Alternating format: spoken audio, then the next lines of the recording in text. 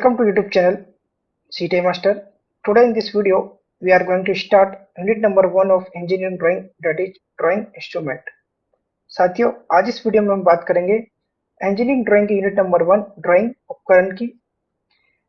Engineering drawing में use होने वाले जितने भी इंस्ट्रूमेंट है उनका नॉलेज हमें होना वेरी वेरी इंपॉर्टेंट है। बिना इंस्ट्रूमेंट के यूज किए और बिना इंस्ट्रूमेंट की करेक्ट इंफॉर्मेशन के हम एक इफेक्टिव ड्राइंग नहीं बना सकते। और जितने भी टेक्निकल एग्जाम्स है जहाँ पे इंजीनियरिंग ड्राइंग के क्वेश्चन पूछे जाते हैं वहां पे ड्राइंग इंस्ट्रूमेंट से आपको एक या दो क्वेश्चन हर एग्जाम में देखने को मिलेंगे, चाहे वो एग्जाम फिर आईटीआई इंस्ट्रक्टर का हो या फिर किसी टेक्निकल एग्जाम जैसे टेक्नीशियन हुआ, इसरो का टेक्नीशियन हुआ, डीआरडीओ टेक्नीशियन हुआ, रेलवे के अंदर जो टेक्नीशियन की जॉब है, असिस्टेंट लोको पायलट है, तमाम वो एग्जाम्स जहाँ पे इंजीनियरिंग ड्राइंग का सिलेबस पूछा जाता है वहां पे ड्राइंग इंस्ट्रूमेंट के क्वेश्चन एग्जाम के अंदर पूछे जाते हैं। ओके, तो साथियों आइए स्टार्ट करते हैं drawing instrument engineering drawing. Drawing instrument drawing में यूज होने वाले ड्राइंग इंस्ट्रूमेंट आपकी स्क्रीन पे आपको दिख रहे हैं। ड्राइंग को बनाने के लिए कई प्रकार के ड्राइंग इंस्ट्रूमेंट यूज किए जाते हैं। कौन सा इंस्ट्रूमेंट कहाँ यूज करना है, किसकी क्या प्रॉपर्टी है, इसका नॉलेज होना वेरी वेरी इंपॉर्टेंट है। आइए देखते हैं कौन कौन से इंस्ट्रूमेंट यूज किए जाते हैं।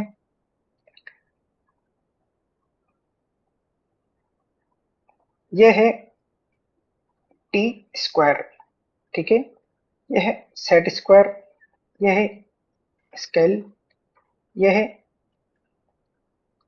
मिनी ड्राफ्टर, यह है रोलर, यह है प्रोटेक्टर, यह है फ्रेंच कर्व, यह कंपास, यह है रबड़, यह है ड्राइंग बोर्ड, यह है ड्राइंग शीट, यह है पिन, यह है क्लिप और यह है टेप। और भी कई टाइप के ड्राइंग इंस्ट्रूमेंट होते हैं जो यूज किए जाते हैं। ये मेजर ड्राइंग इंस्ट्रूमेंट अभी मैंने आपको दिखाए हैं स्क्रीन पे, जो एक इफेक्टिव इंजीनियरिंग ड्राइंग बनाने के लिए यूज किए जाते हैं। अब कौन सा ड्राइंग इंस्ट्रूमेंट किस किस साइज में अवेलेबल होता है, कौन सा इंस्ट्रूमेंट कहाँ यूज करना चाहिए, कैसे यूज करना चाहिए, इसका हम डिस्कशन स्टार्ट करते हैं। और साथियों मैं बता दूं आपको कि पहले मैं थ्योरी पढ़ाऊंगा और थ्योरी के जस्ट बाद उसी के एमसीक्यू क्वेश्चन दिखाऊंगा। जैसे आज मैं ड्राइंग टेबल से स्टार्ट करूंगा, ठीक है, ड्राइंग बोर्ड से। तो ड्राइंग बोर्ड को थ्योरी पढ़ाने के बाद एग्जाम में किस टाइप से ड्राइंग बोर्ड के क्वेश्चन पूछे गए हैं वो बताऊंगा। इससे आप रिलेट कर पाओगे कि एग्जाम के अंदर ड्राइंग इंस्ट्रूमेंट के क्वेश्चन किस टाइप से पूछे जाते हैं। ओके साथियों, तो आइए स्टार्ट करते हैं ड्राइंग इंस्ट्रूमेंट से। फर्स्ट ड्राइंग इंस्ट्रूमेंट है हमारा drawing board. Drawing board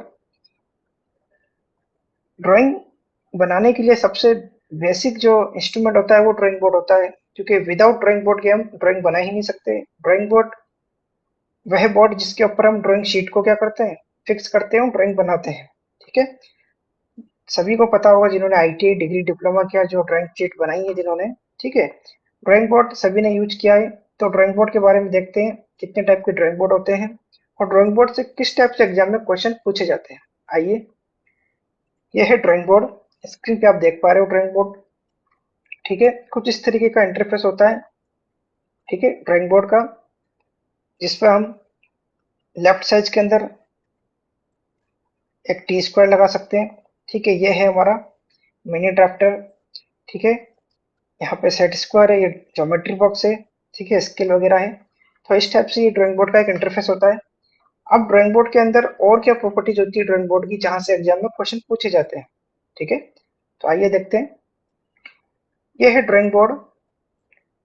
drawing board का टॉप सरफेस और ड्राइंग बोर्ड का बॉटम सरफेस दोनों आपको स्क्रीन पे दिख रहा है।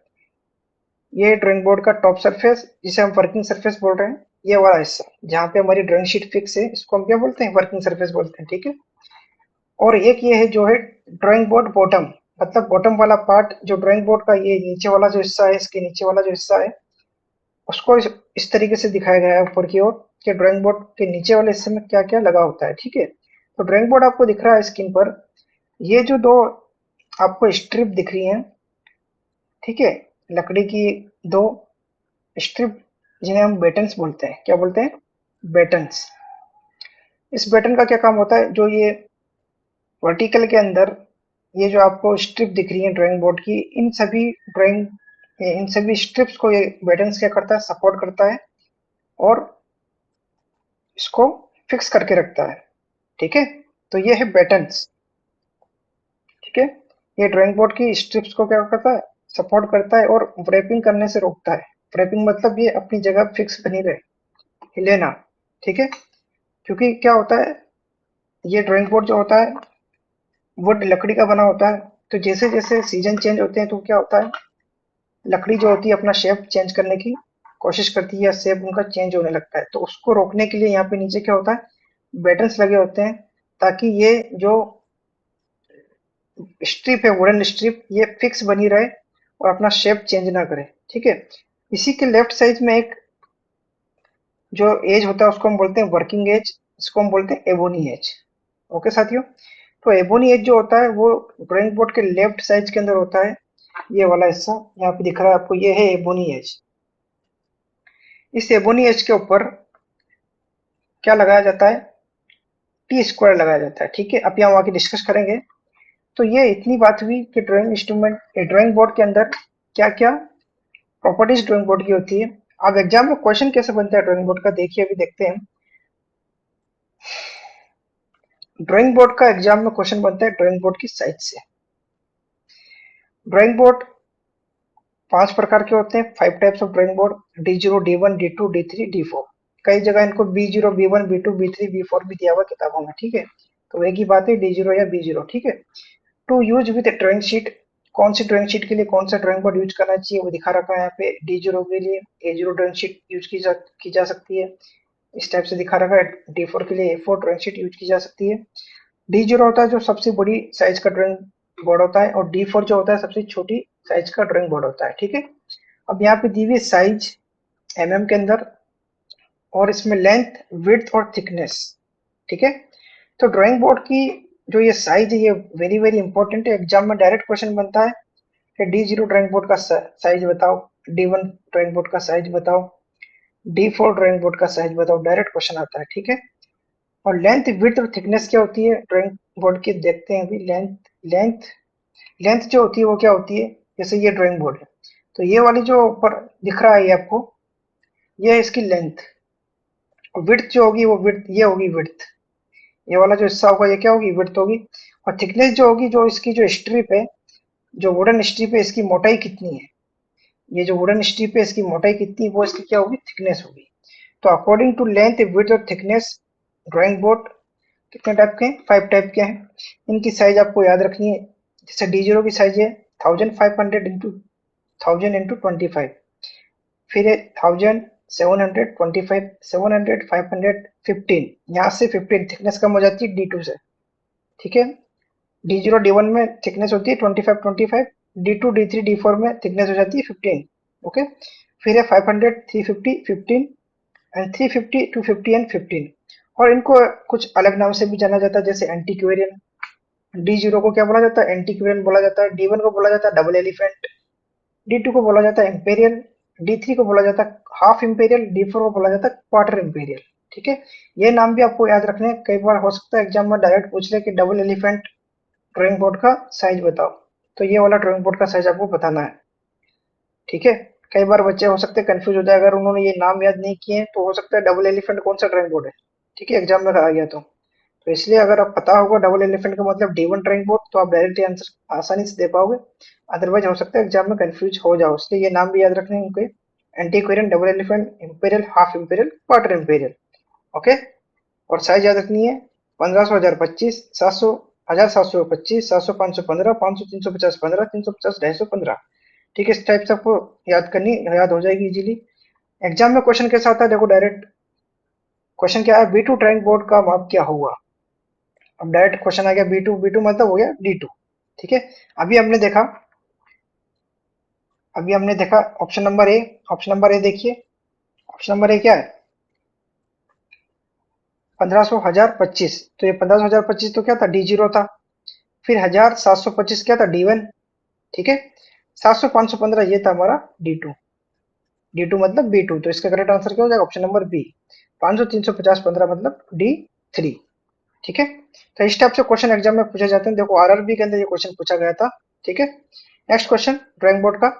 ड्राइंग बोर्ड कई आकार के होते हैं। D0 ड्राइंग बोर्ड का साइज बताओ। D0 का अभी देखा हमने 15,025 का है, option number D, D is the correct answer. ठीक है, नेक्स्ट क्वेश्चन। ड्राइंग बोर्ड कई भागों से बना हुआ है, उनमें से एक भाग है बेटन। बेटन का क्या उद्देश्य? अभी मैंने बताया था आपको, बेटन जो पीछे की ओर लगा होता है ड्राइंग बोर्ड के अंदर, उसका क्या काम होता है? मैंने बताया था, अब स्ट्रिप को सपोर्ट करने के लिए और वार्पिंग को रोकने के लिए। ठीक है, तो ये क्या हो गया? बी और C, option number D is the correct answer. Okay, next question. Drawing board पर नीचे पट्टियां क्यों, नीचे जो पट्टियां हैं उनको क्यों लगाया जाता है? मतलब बैटन, बैटन को क्यों लगाया जाता है? तो ये क्या है? मौसम की नमी के कारण। मौसम की नमी के कारण जो उसकी चेंजेस होती है उसको रोकने के लिए लगाया जाता है। Option number A is the correct answer. Okay, next question. Ebony क्या है? ड्राइंग बोर्ड का भी मैंने बताया, ड्राइंग बोर्ड का जो लेफ्ट वाला हिस्सा होता है उसे हम क्या बोलते हैं? एबोनियस बोलते हैं।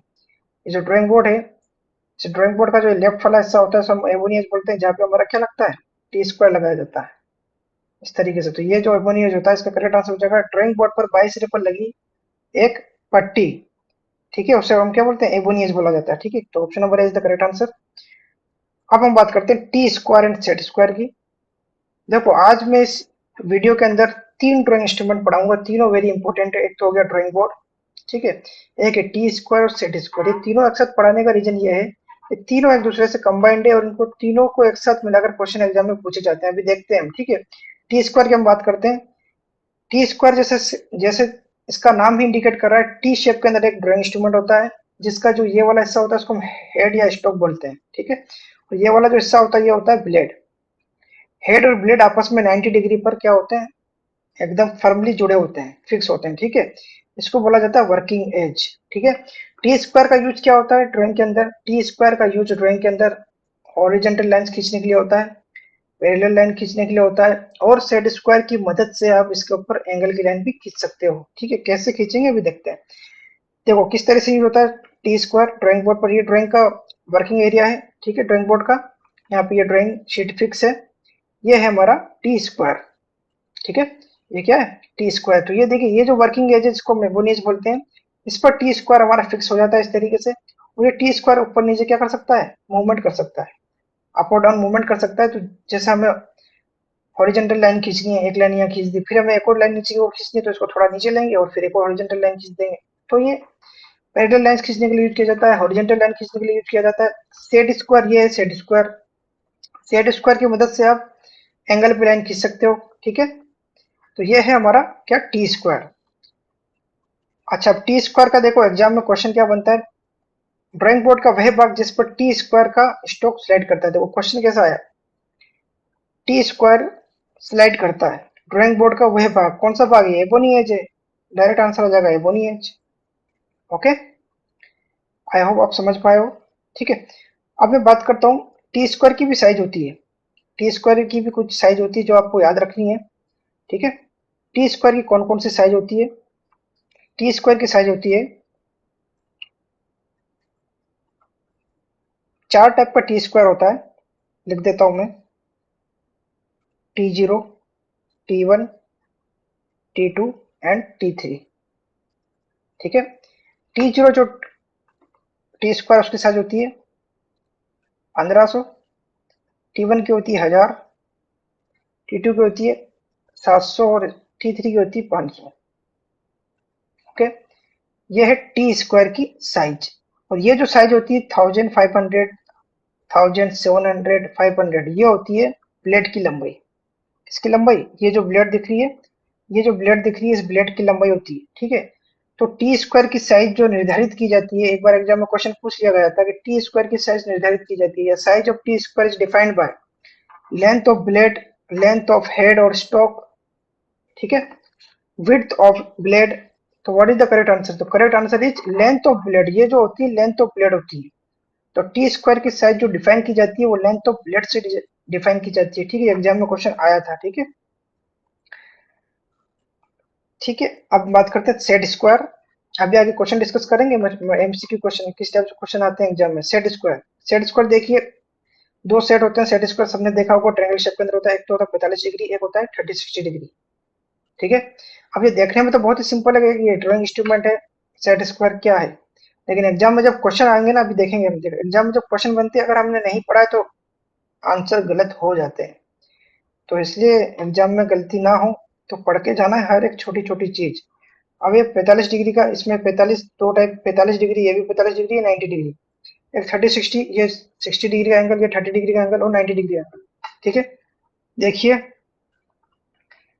देखिए ये जो एंगल है, अभी ये जो एंगल है ये कितना है, देखो, अगर मुझे 60 डिग्री पे लाइन खींचनी है कंपास की हेल्प से, तो कैसे खींचूंगा मैं, जो ये वाला जो कंपास है 45 डिग्री वाला, इसको इस तरीके से सेट कर दूंगा, ये वाले कंपास को, और ये जो कंपास है ये वाला 60 डिग्री को इस तरीके से सेट कर दूंगा इसके पास लगाकर। तो उससे क्या हो जाएगा, ये वाला एंगल की तो 150 डिग्री बन जाएगा। तो ये जो एंगल होगा कितना होगा, 150 डिग्री होगा। ठीक है। कई बार एग्जाम में डायरेक्ट क्वेश्चन पूछ लिया जाता है, इस टाइप से डायग्राम दे देगा और पूछ लेगा ये एंगल कितना है, पूछ लेगा अल्फा, ये एंगल बताओ, तो एंगल कितना होगा, 90 + 60। कई बार एग्जाम में एंगल भी नहीं देता है वो, यहाँ पे कुछ लिखता नहीं है 90, अभी तो यहाँ लिखा हुआ है 90 60, हो सकता है एग्जाम में 90 60 ना लिखा हुआ हो, तो फिर आपको आइडेंटिफाई करना पड़ेगा ये कितना एंगल है, तो कितना एंगल है, तो आप यहाँ पे देख सकते हो 60 30 90, तो ऐसे आपको आइडेंटिफाई करके आंसर निकालना होगा। तो 90 + 60 150, तो बचा वो कितना होगा, 30 डिग्री होगा यहाँ पे, है ना, क्योंकि टोटल 180 डिग्री होता है स्ट्रेट एंगल, तो 30 डिग्री हो गया। ठीक है। नेक्स्ट, एक ये वाला क्वेश्चन है, देखिए, एक 90 डिग्री है, ये 30 डिग्री है, तो ये टोटल एंगल कितना हो गया, 90 + 30। अगर 120 का एंगल मुझे बनाना है तो मैं इस तरीके से मैं क्या करूंगा, दोनों सेट स्क्वायर को सेट करूंगा और 120 डिग्री का एंगल बना लूंगा। अगर ये एंगल में पूछू ये वाला एंगल कितना है, तो ये वाला एंगल हो जाएगा कितना, 120 है तो ये 60 डिग्री हो जाएगा। ठीक है। तो इस टाइप से हम यूज करते हैं सेट स्क्वायर। ठीक है। अब देखते हैं टी स्क्वायर और सेट स्क्वायर को कैसे यूज किया जाता है। देखो, ये है ड्राइंग बोर्ड, ये है टी स्क्वायर। तो टी स्क्वायर से हम क्या कर सकते हैं, हॉरिजेंटल लाइन खींच सकते हैं, वर्टिकल लाइन के लिए हॉरिजेंटल वर्टिकल लाइंस भी हम खींच सकते हैं सेट स्क्वायर और टी स्क्वायर की मदद से।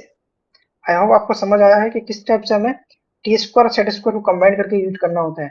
देखिए, और अगर आपको इंक्लाइन लाइन खींचनी है तो इस टाइप से आप इसी सेट स्क्वायर को इस टाइप से चेंज कर दोगे, 30 डिग्री वाला जो पोर्शन है इसका उसको क्या कर दोगे, इस टाइप से सेट कर दोगे, तो आप यहाँ पे इजीली आप क्या कर सकते हो, 30 डिग्री पे इंक्लाइन लाइन खींच सकते हो और इसको क्या कर सकते हो, पैरेलल लाइन के अंदर चेंज कर सकते हो, मतलब पैरेलल लाइन इजीली आप खींच सकते हो इंक्लाइन एंगल पर, 30 डिग्री एंगल पर। ओके। तो इस टाइप से सेट स्क्वायर और टी स्क्वायर का यूज किया जाता है।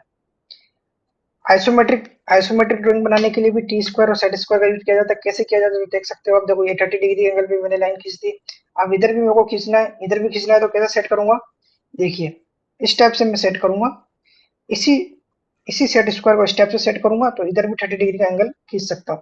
तो इस टाइप से मैं आइसोमेट्रिक एंगल के ऊपर भी आइसोमेट्रिक ड्राइंग में बना सकता हूँ इससे, टी स्क्वायर और सेट स्क्वायर की मदद से। ओके साथियों।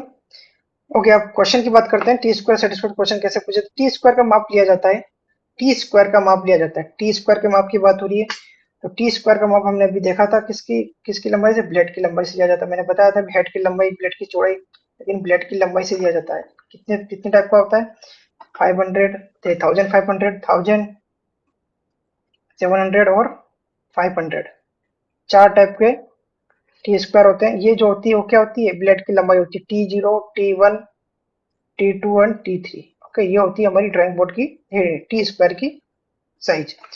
टी स्क्वायर का कौन सा भाग ड्राइंग बोर्ड के वर्किंग एज पर सिलेक्ट करता है, अभी हमने पढ़ा था कि जो ये ड्राइंग बोर्ड होता है हमारा, इसके जो लेफ्ट भाग पे हमारा क्या होता है, इस तरीके से हमारा क्या लगा होता है, टी स्क्वायर लगा होता है। तो टी स्क्वायर का ये वाला हिस्सा क्या कहलाता है, जो वर्किंग एज पे सिलेक्ट करता है वो होता है हमारा हेड।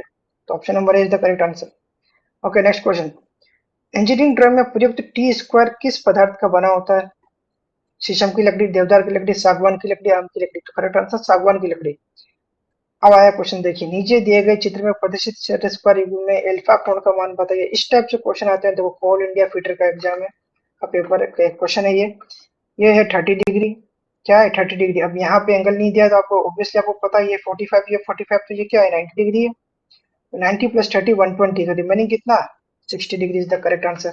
स्ट्रेट एंगल 180 डिग्री होता है, स्ट्रेट एंगल क्या होता है 180 डिग्री होता है। ठीक है। और ये अगर आपको 120 है तो रिमेनिंग कितना हो जाएगा, 60 डिग्री हो जाएगा। ठीक है, इसलिए 60 इसका करेक्ट आंसर हो जाएगा। नेक्स्ट क्वेश्चन है, निम्न में से किसे छोड़कर बाकी सीधी सीधी रेखाएं खींचने हेतु टी स्क्वायर के साथ सेट स्क्वायर का प्रयोग किया जाता है। ठीक है, मतलब टी स्क्वायर के साथ सेट स्क्वायर का प्रयोग कौन सी लाइन खींचने के लिए किया जाता है, ये वाला क्वेश्चन है। देखो ये एग्जाम्पल, जैसे कि एक ये टी स्क्वायर है और एग्जाम्पल ये टी स्क्वायर है, यहाँ पे मैंने एक क्या लगाया, इसका ये लगा दिया मैंने एक टी स्क्वायर। ठीक है, अब खड़ी रेखाएं, हाँ बिल्कुल खड़ी रेखाएं खींच सकते हैं, इस टाइप से हम खड़ी रेखाएं खींच सकते हैं। ठीक है, आनत रेखा यानी एंगल पे रेखा है, ये वाली रेखा अगर हम खींचेंगे तो ये एंगल पे खींचेंगे तो ये आनत रेखा हो जाएगी। ठीक है, क्षितिज रेखाएं और एक लंबवत रेखा है। लंबवत रेखा है तो हम खींच सकते हैं, लंबवत का मतलब ये वाली वर्टिकल लाइन। लेकिन क्षितिज रेखाएं जो होती है, क्षितिज रेखा होती है, इसको बोलते हैं, ये जो लाइनें होती है इनको क्या, option number C. Next question है, सेट स्क्वायर का प्रयोग विभिन्न कोण बनाने हेतु प्रयोग किया जाता है। यहाँ पे दिया गया अल्फा का मान पूछा है, अल्फा का मान क्या होगा। तो ये 45 डिग्री का सेट दिया हुआ है, दे दिया है उसने क्वेश्चन में 45 डिग्री का सेट स्क्वायर है। तो ये 45 डिग्री, ये भी 45 डिग्री है, टोटल 180 डिग्री होता है। 45 यहाँ पे हो गए, बचा हुआ कितना होगा 135 को। Option number is the correct answer. Okay, next question, वह उपकरण जिस पर ड्राइंग शीट संयोजित की जाती है, ड्राइंग शीट लगाई जाती है, ड्राइंग बोर्ड। ठीक है, वेरी सिंपल। चित्र में प्रदर्शित टी स्क्वायर के एक्स भाग का नाम बताओ। देखो इस टाइप से क्वेश्चन आता है, आरआरबी का क्वेश्चन है ये। एक्स का भाग, एक्स का पूछ लिया तो इसको क्या कहते हैं, स्टॉक बोलते हैं। ये तो ब्लेड होता है, ये ब्लेड होता है, ये स्टॉक होता है, स्टॉक या हेड। तो इसका option, option number B is the correct answer. Next question, दिए गए चित्र में एक सेट स्क्वायर प्रदर्शित किया गया है, उक्त सेट स्क्वायर के अल्फा का मान बताइए। वेरी सिंपल क्वेश्चन, 90 दे दिया, 30 दे दिया, तो बचाओ कितना 60 डिग्री हो। Option number B is the correct answer. Next, निम्न 30 60 सेट स्क्वायर में अल्फा का मान बताओ। अब आया क्वेश्चन पर शानदार क्वेश्चन। अब इसमें देखो एंगल नहीं दिया है, यहाँ तो एंगल में दिया था तो इजीली हमने आंसर दे दिया। अब एंगल नहीं दिया है तो अब यहाँ पे आपको थोड़ा सोचना होगा, और एंगल आइडेंटिफाई अगर हो गए तो करेक्ट आंसर दे दोगे। जैसे ये 90 डिग्री होगा, ये तो 90 डिग्री होगा, ये तो कंफर्म, ये तो 90 डिग्री होगा। अब ये और ये एंगल के अंदर कंफ्यूजन रहता है बच्चों को, ये क्या है 30 है 60 है। तो देखिए ये वाला जो सेट स्क्वायर है, ये वाला जो सेट स्क्वायर है, उसको इस तरीके से क्या कर दिया, इस तरीके से हमने क्या कर दिया, इसका ओरिएंटेशन चेंज करा है सिर्फ यहाँ पे। तो देखो ये क्या हो जाएगा, ये हो जाएगा 30 डिग्री। और थोड़ा आपको आइडिया भी लगाना है कि अगर इस एंगल को अगर आप देखो, इस एंगल को देखो तो ये एंगल थोड़ा आपको ज्यादा दिख रहा है। अगर यहाँ से आप इसको मेजर करोगे तो ये एंगल इसके कंपैरिजन में क्या है, थोड़ा ज्यादा दिख रहा है देखने से ही। ये होगा 60 डिग्री, ये होगा 30 डिग्री, तो ये 30 डिग्री है तो बचा हुआ कितना 150 डिग्री, तो अल्फा का मान हो गया 150 डिग्री। ओके, नेक्स्ट क्वेश्चन, दो सेट स्क्वायर के द्वारा कई कोण बना सकते हैं, दी गई आकृति में एक का नाम बताओ। ओहो शानदार क्वेश्चन, वापस एक और शानदार क्वेश्चन आया। अब यहाँ पे एंगल को आपको देखना है, वापस एंगल को आपको आइडेंटिफाई करना है कि क्या आंसर हो सकता है। तो देखिए ये तो आपको दिख रहा है, ये वाला तो आप 90 डिग्री है, ये 45 डिग्री होगा दिख रहा है, दोनों सेम एंगल है, मतलब ये 45 डिग्री है। 45 डिग्री हमने आइडेंटिफाई कर लिया। अब ये तो ये भी 90 डिग्री है, अब ये 60 डिग्री होगा। देखो ये एंगल वापस आप कंपैरिजन करो, अगर इसको यहाँ से आप कंपैरिजन करो, यहाँ से अगर आप देखो तो ये 60 डिग्री एंगल है। थोड़ा यहाँ से एज्यूम करो, इसके कंपैरिजन में ये एंगल थोड़ा बड़ा है, तो ये 60 डिग्री है, तो ये बचा 30 डिग्री होगा। ठीक है, तो 45 प्लस 30 कितना 75, 75। अगर ये 75 हो गया टोटल, तो बचाओ कितना हुआ, टोटल 180 होता है, तो remaining 105। C is the correct answer. Okay, option number C is the correct answer of this question. Okay साथियों, आई होप आपको सेशन पसंद आया होगा। अगर अभी तक चैनल सब्सक्राइब नहीं किया है तो चैनल सब्सक्राइब कर ले और अपने दोस्तों के साथ शेयर करें, ताकि आने वाली वीडियो का अपडेट आपको मिलता रहे। और साथियों फिर मैं बता दूं आपको, आज मैंने 3 ड्राइंग इंस्ट्रूमेंट की बात की और उनके साथ में उनके मल्टीपल चॉइस क्वेश्चन भी डिस्कस किए। ठीक है, ताकि आप ये रिलेट कर पाओ कि एग्जाम में किस टाइप से क्वेश्चन बनते हैं। ठीक है, जब ये यूनिट फिनिश हो जाएगी उसके बाद हम मल्टीपल चॉइस क्वेश्चन प्रैक्टिस करेंगे। यूनिट नंबर 1 के जितने भी एग्जाम में क्वेश्चन आए हुए प्रीवियस ईयर के, वो सारे मैं कराने वाला हूँ। जो बच्चे D triple S B workshop assistant की तैयारी कर रहे हैं, जो बच्चे टेक्नीशियन की तैयारी कर रहे हैं, और स्पेशली जो बच्चे आईटी इंस्ट्रक्टर की तैयारी कर रहे हैं, दिल्ली के अंदर डीएमएम ट्रेड की और उत्तर प्रदेश में इंजीनियरिंग ड्राइंग ट्रेड की, उन बच्चों के लिए क्लास वेरी वेरी इंपॉर्टेंट है। ओके, फिर मुलाकात होगी नेक्स्ट क्लास में, तब तक के लिए बाय, जय हिंद जय भारत।